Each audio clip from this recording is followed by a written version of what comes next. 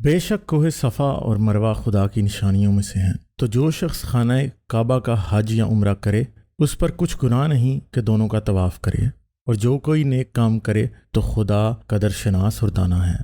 اس آیت میں قرآن کے رائٹرز صفا اور مروہ کو اللہ کی دو نشانیاں بتاتے ہوئے ان کا طواف کرنا نیکی کا کام قرار دیتے ہیں، لیکن قرآن کے رائٹرز آخر کیوں صفا اور مروہ کو اللہ کی نشانیاں قرار دے رہے ہیں؟ جیسا کہ پچھلی قسط میں ہم یہودیوں اور مسیحیوں کے مطابق ابراہیم کی کہانی میں جان چکے ہیں کہ ہاجرہ کو اسماعیل سمیت گھر سے نکال دیا گیا، لیکن مسلمانوں کے مطابق ابراہیم بچے سمیت ہاجرہ کو مکہ کے مقام پر چھوڑ کر آئے تھے۔ ایک حدیث میں یوں بیان ہوا ہے، آخر جب مشق کا سارا پانی ختم ہو گیا تو وہ پیاسی رہنے لگیں اور ان کے لختے جگر بھی پیاسے رہنے لگے۔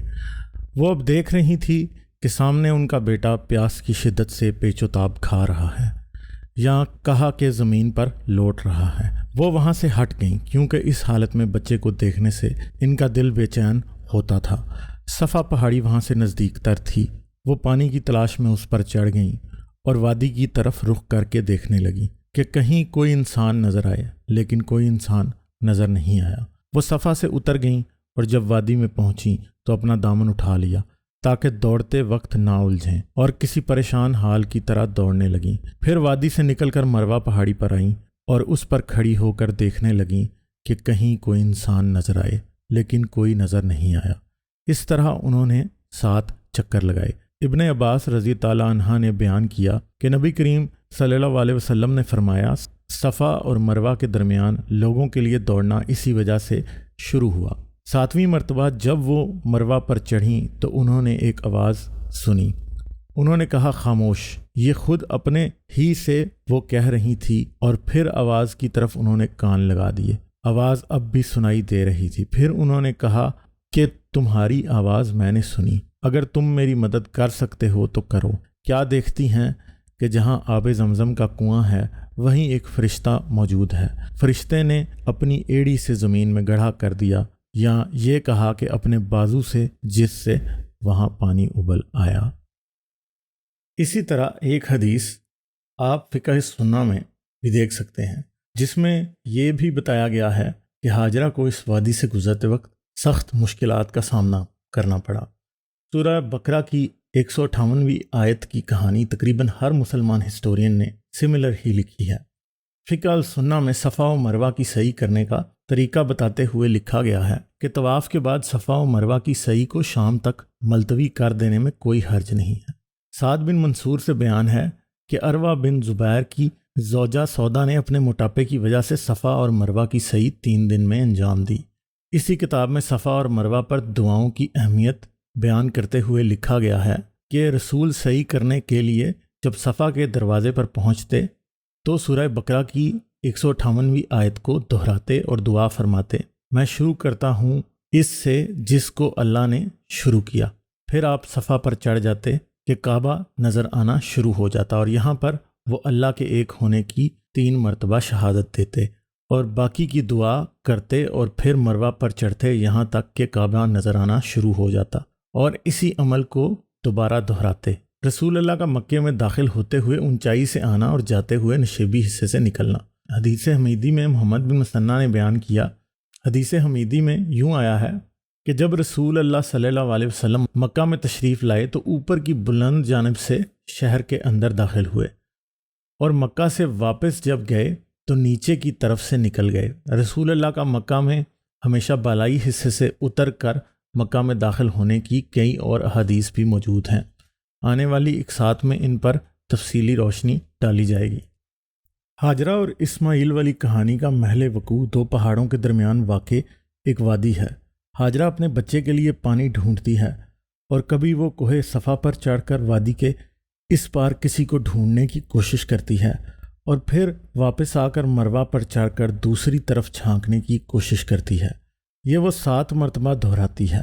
اس کے بعد آب زمزم کا چشمہ پھوٹتا ہے، اور اسی بات پر اللہ نے ان 2 پہاڑوں کو اپنی نشانیاں قرار دیا اور ان کی سعی یعنی طواف کرنے کا حکم فرمایا۔ اسی طرح ایک اور مشہور حدیث کے مطابق سورہ الشعراء کی آیت نمبر 214 اتری تو رسول اللہ نے کوہ صفا پر چڑھ کر قریش کو پکارا اور فرمایا کہ اگر میں کہوں کہ اس پہاڑ کے پیچھے ایک فوج آ رہی ہے تو کیا تم مجھ پر یقین کرو گے؟ تو لوگوں نے بولا تم نے ہمارے ساتھ کبھی جھوٹ نہیں بولا۔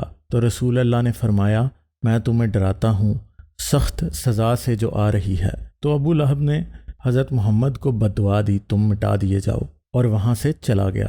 اور اسی موقع کی مناسبت سے ابو لہب کے لیے ابو لہب کے ہاتھ ٹوٹیں والی صورت اتری۔ اس حدیث سے ہمیں اچھی طرح معلوم ہو جاتا ہے کہ کوہ صفا کی اونچائی اور چوڑائی کم از کم اتنی ضرور تھی جس کے عقب میں ایک فوج چھپ سکتی ہے، اور اس پہاڑی پر چڑھنے کے بعد ہی اس کے پیچھے چھپی فوج کو دیکھا جا سکتا ہے۔ کئی احادیث یہ بھی بتاتی ہیں کہ دونوں پہاڑوں کے درمیان ایک برساتی نالہ بھی تھا جس میں رسول اللہ سعی کرتے ہوئے دوڑا کرتے تھے۔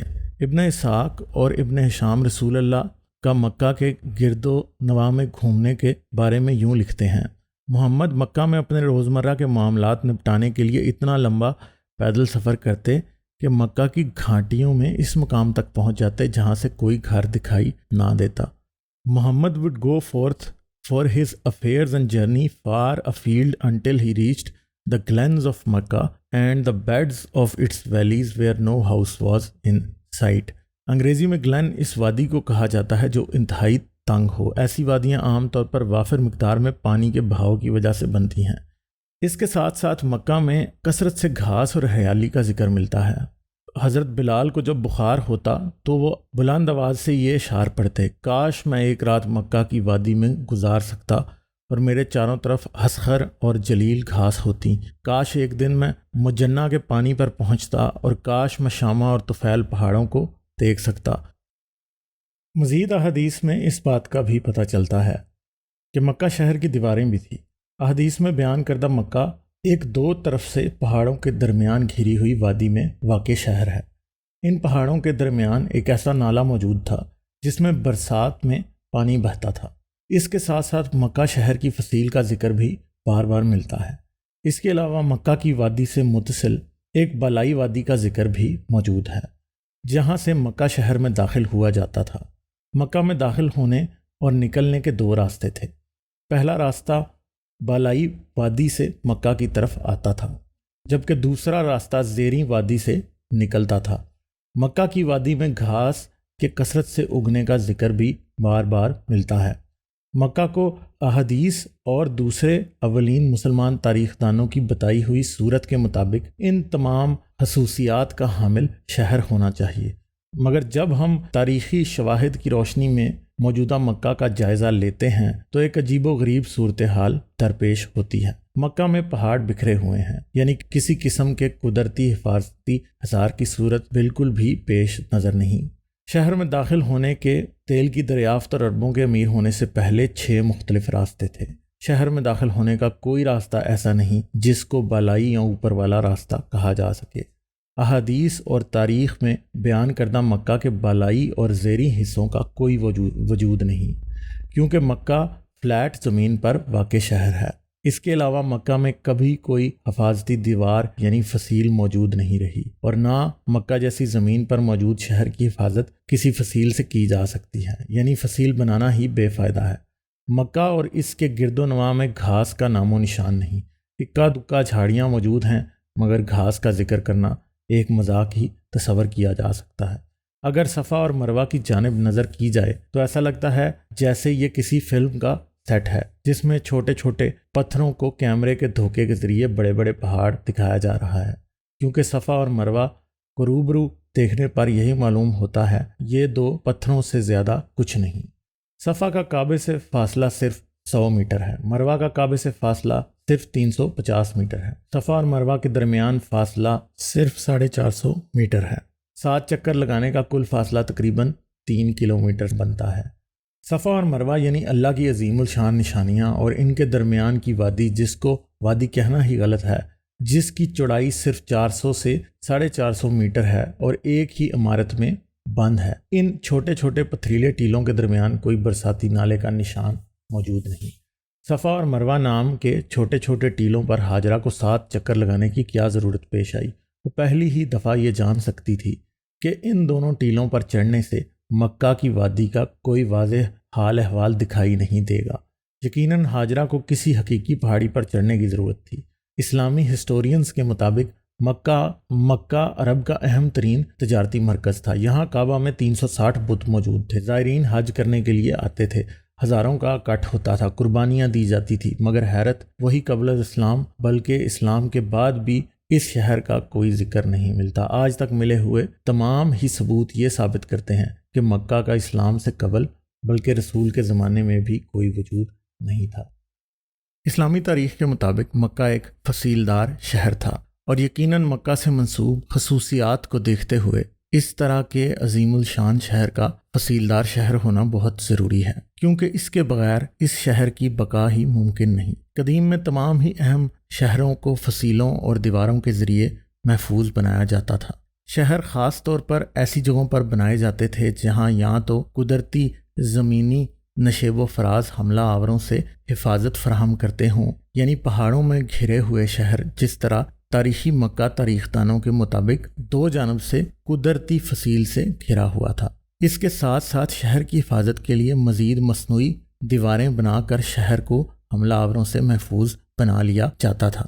کسی بھی شہر کے سروائیول کے لیے اس شہر کی مناسب حفاظت کا انتظام سب سے اہم ہوتا تھا، ورنہ حملہ کرنے والے عبادت گاہوں، تجارت کے مراکز اور شہر کے لوگوں کو لوٹتے، قتل و غارت کا بازار گرم کرتے، عوام کو غلام بناتے اور اپنی راہ لیتے۔ مگر موجودہ مکہ شہر سے ان تمام ہی نشانیوں کی مناسبت آج تک کبھی بھی نہیں ملی۔ نہ اس شہر کی فصیل رہی، نہ ہی اس شہر کا عظیم تجارتی مرکز ہونے کا کوئی ثبوت ملا، نہ ہی قلعے اور دیواروں کا کوئی نشان موجود ہے۔ آنے والی قسطوں میں مکہ شہر کے نام پر مسلمانوں اور دنیا کو کیا دھوکہ دیا گیا تفصیل سے بتایا جائے گا۔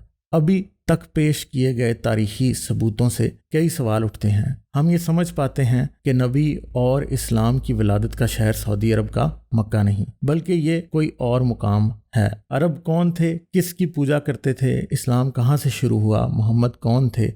قرآن کیسے اور کیوں بنایا گیا؟ اور آخرکار مسلمانوں نے اپنا مقدس شہر کیوں منتقل کیا؟